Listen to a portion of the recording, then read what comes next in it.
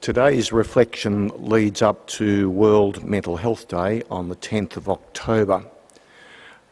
Peak Body Mental Health Australia speaks about challenging stigma, about mental health and help seeking, and the quest for quality mental health services that enable treatment, care, support and recovery. I invited you to contribute your observations about this topic and I had a few responses which I'll share throughout without identification. I acknowledge the Indigenous peoples of this country and all mental health service users, survivors, carers, loved ones and professionals who might be here today, and our national hostages on Manus Island and Nauru. Mental health has at least two broad meanings. Firstly, it aspires. The World Health Organization, WHO, concept of health is the highest attainable standard of physical and mental health, thus promoting well-being, preventing ill health. Secondly, mental health equals mental health problems, assessments, interventions and services. I'm not a mental health consumer or service user. I don't have that particular authority. I work as a mental health clinician, a convenient representative of thousands of colleagues who have the daily privilege and solemn trust of this work. Mostly we tackle the more severe end of the difficulties that people face, what are often called mental disorders, even severe or serious mental illness, the effects of extreme trauma and similar problems. I apologise to service users who may object to the WHO language as medical or non-recovery focused, the language debate about disorders, about clients, the alternatives to naming are still unresolved. Science, art and ethics all inform our clinical practice, which affords us the honour of hearing so many people's stories, the wide swathe of human experience of pain, along with extraordinary feats of courage, resistance, survival and of relief and joy. Importantly, we also work with carers and loved ones and with the plight not only of those who come to us but those who are brought in various states of willingness. So similarly, the profound dilemmas about mental capacity and treatment without informed consent or against one's will that arise. Finally, there is mental suffering, emotional, existential, spiritual, which is not due to mental disorders or illness, but is associated with anguish and often with the need for professional intervention, occurring, for example, in extreme situations such as end of life. Mental health problems and challenges are ubiquitous. 1 in 5 suffer any mental disorder at any given time. That's adults and adolescents in many Western countries, not much less in many developing countries. Clinical depression leads causes of disability internationally, 4.4% of the world's population in 2015, while anxiety accounts for 3.6% of the world's population internationally. Nearly 800,000 people die from suicide each year. Stigma, infringements on legal capacity and freedom from violence and abuse, especially for those with severe or psychotic mental illnesses, remains rife, affecting so many aspects of life. People with mental health problems are far less often likely to be violent than victims of violence. Mental health is fundamental to all physical health problems, but in funding, mental health remains the poor cousin. In Australia, NDIS doesn't appear to understand psychosocial health at all, and severely ill people are being denied access on a daily basis. Now, Liz Watson reminded me this reflection needs to be hopeful, and actually this is not hard. In the last 20 years, mental health literacy in Australia has improved and people increasingly seek help from mental health services, such as Headspace for young people. Psychological services are far more widely available. Many notables, for example, sports people, business people, politicians and other courageous Australians brave stigma. Men, especially young men, have been more absent from services than women, and important research on masculinity and suicide has highlighted the problem of male self-reliance and help avoidance that becomes potentially lethal when men are depressed. Various initiatives have improved help seeking in work, like the construction industry and rural farming, where this is less likely. For depression, anxiety, complex trauma and personality issues, various medical and psychological treatments have proven benefits. New treatments such as transcranial magnetic stimulation and related treatments have shown considerable promise. For psychotic illnesses, there's been a healthy emphasis on exploring the efficacy of psychological treatments in addition to new medical treatments, and to respecting the human rights of those requiring involuntary admission or treatment, including information about rights and reducing the frequency of seclusion and restraint. In suicide prevention, a wide range of effective interventions are recognised for communities and for high-risk clinical groups, and several Australian programs in several community settings are implementing these. Indigenous Australians now have a suicide prevention strategy and promising newly trialled interventions to tackle their very high suicide rates. Despite us knowing so much about the social determinants of mental health and human rights correlates, unfortunately the same cannot be said for asylum seekers under our national present policies. Importantly, reliable support can now be offered to community members, carers and others who need help through interventions such as mental health first aid, and there's been a profusion of websites and helplines that offer education, treatment and emergency management, crisis response. Many groups face increased mental health challenges or suicide risk. While it's impossible to acknowledge all of these, I'll briefly consider a few situations where the Church has a particular interest. Acceptance and welcome of LGBTIQ people is a fundamental issue of human rights, individual dignity and equality, and fundamental to Pitt Street Uniting. This stance is also relevant because of the wider Church's not infrequent role as a bastion of homophobia. It will be no secret to this congregation that LGBTIQ people internationally have impaired mental health and increased suicidality from discrimination and exclusion and other structural rights violations. There was one response about the well-being of children with gay and lesbian parents. While it's impossible here to discuss the detail of that research, over some decades that research shows that such children generally do not differ from children with heterosexual parents in emotional development, likelihood of emotional or behavioural problems, peers and adult relationships, or in educational outcomes. The quality of the parent-child relationship and other factors like family stress or conflict, not the parent's sexual orientation, has an effect on the child's development. Findings about bullying are mixed and seem to reflect the country's cultural acceptance of LGBTI relationships and parenting. I've got the references if anyone wants them. One of the most powerful social determinants of mental health is child abuse and neglect, with its close relationship to violence against women. Research over the last 30 years has clearly demonstrated a strong relationship to later mental health problems. In 6,500 private sessions run by the Royal Commission on Institutional Responses to Child Sexual Abuse, 60% of institutions were religious, 52% of perpetrators were clergy. As a Commissioner, Indigenous child and adolescent psychiatrist Professor Helen Milroy has heard thousands of searing stories.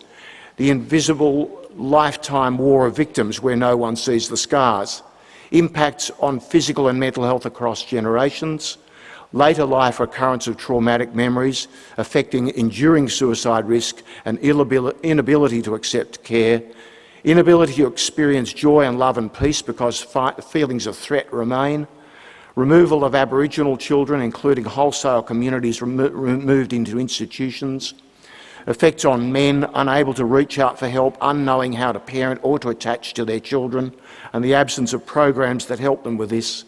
So much potential for intervention where it didn't happen, so many barriers to disclosure. The UCA, Uniting Church in Australia, has developed and now revised a national child safety policy framework that conforms to the Royal Commission's pro forma for child-safe institutions. Through the Commission, the UCA has offered an apology to its own and predecessor church victims. National and Synod task groups continue to respond to the Royal Commission's work. With Blue Knot Foundation, which aims to empower recovery from childhood trauma, our Pitt Street Church hosted a interfaith service last year, and South Sydney and Pitt Street Uniting Churches are supporting adult survivors at services in a few weeks.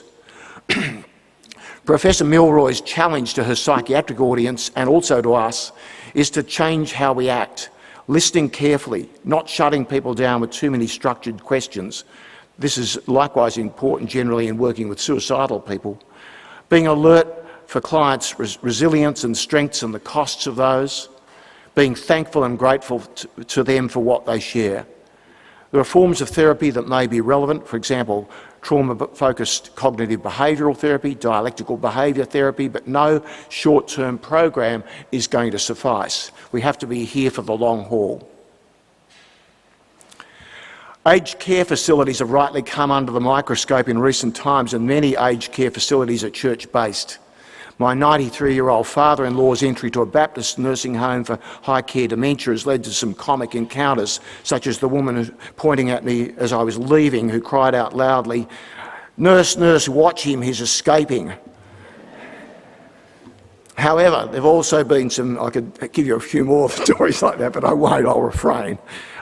However, there have also been some very difficult moments, such as Emily, name altered, who said she'd lost her bike and wanted to be taken home, who would repeatedly sing "Jesus loves me, this I know," and follow this with a question, "Am I alive or dead?" and a prayer, "I want it to end." How does one respond to Emily? One must imagine the lives of people with dementia as valuable, from our vantage point, sustained in God's image, rather than expendable or due for termination, as some leading medical experts have said.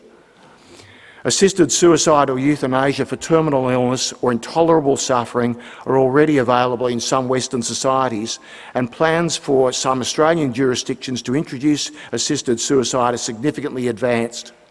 One further controversial extension in a few countries is to those with mental illness with intolerable and untreatable suffering, and those of advanced years who have grown tired of life and want life to end. Assisted suicide and euthanasia are grounded in the preeminence of individual autonomy and ostensibly in the wish to lessen suffering in extremis. There's a major challenge on to examine the values that underpin assisted suicide in general, balancing the claims of individual autonomy with concerns about justice, beneficence, and not doing harm to people with disability or who are otherwise vulnerable, and also assisted suicide's relationship to society's commitment to suicide prevention. While autonomy implies reasons for living and dying may be different between different people, a society may insist that it values people's lives while they do not. In the case of older people, that includes determining if that suffering could be more effectively addressed, for example, by a greater consideration of the needs of older people to stay connected, to ensure more effective detection and treatment of undiagnosed illnesses such as depression, and effective palliation where illnesses are untreatable. With rising populations of older people, there's an imperative need for investment and political commitment to prevent and minimise cognitive impairment. The whole-of-life strategy is required for this, stretching back to early childhood education and addressing strong midlife risk factors. There's also monumental work to be done in acknowledging and supporting the capability, participation, care, creativity and dignity of older people, especially their freedom from all types of abuse, and enabling distributive justice by making adequate resources available for them, including effective services. A 95-year-old Bunnings employee, whom Fran and I met yesterday with my father-in-law, gave him perfect advice about the pliers and the water sole he was interested in. This man was clearly celebrated by his fellow employees, some decades younger, as a real asset. He ascribed his lifelong satisfaction with life to his wife, who died 6 weeks ago, and unbroken employment. He hadn't been made to retire. How do we promote mental health and address mental health problems and suffering in our own lives and communities? How might we tackle the social determinants of mental health? Well, today's lectionary helps us consider the preconditions of mental health. We didn't read the Old Testament readings, but I'll allude to them briefly. The story of Moses, with the elders striking the rock with his staff, bringing water for the desperate people, invites us to contemplate the literal and symbolic significance of water, our common humanity, basic needs and cry to God when they're not met, the reciprocity between physical and mental well-being, often separated in practice, yet in practice inseparable. What wildernesses do we as church experience? How can we show solidarity? What shared history and community will carry us forward?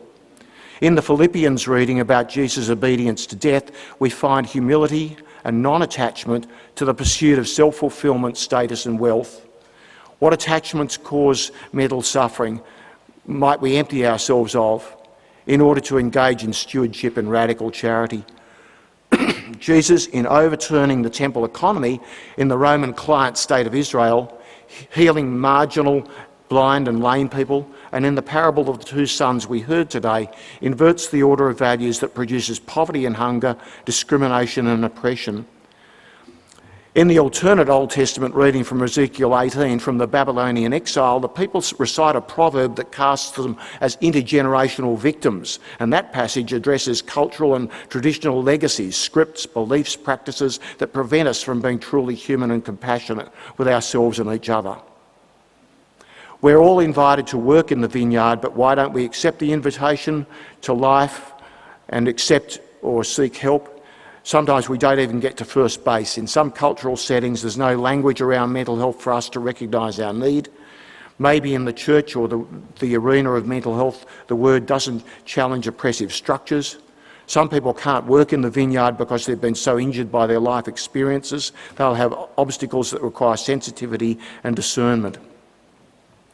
Someone else for today asked if psychiatry sees people of faith as a mere amusement, an aberration of rational thinking, a personal crisis unresolved. How do you maintain a personal faith in the face of probable lack of understanding of your colleagues?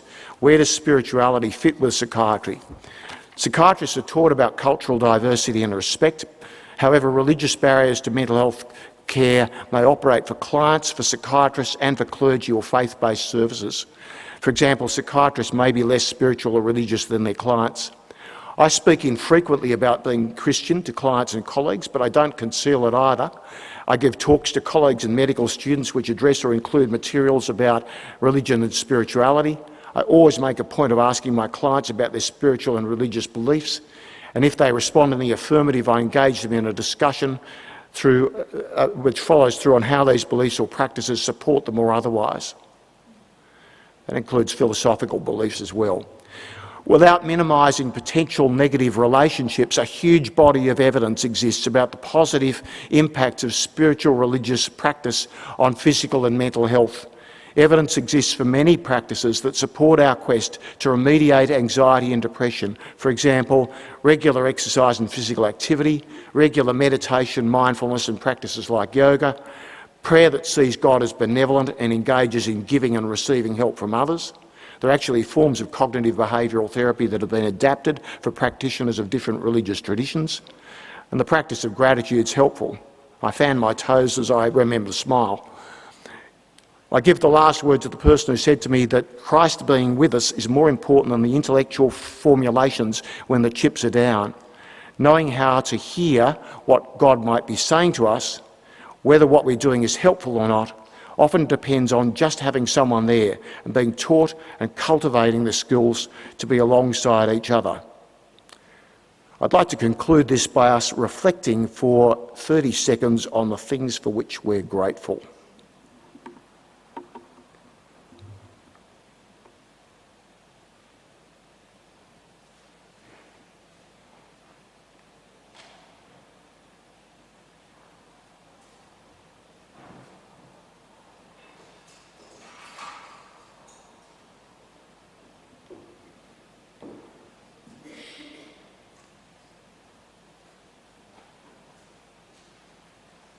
Thank you.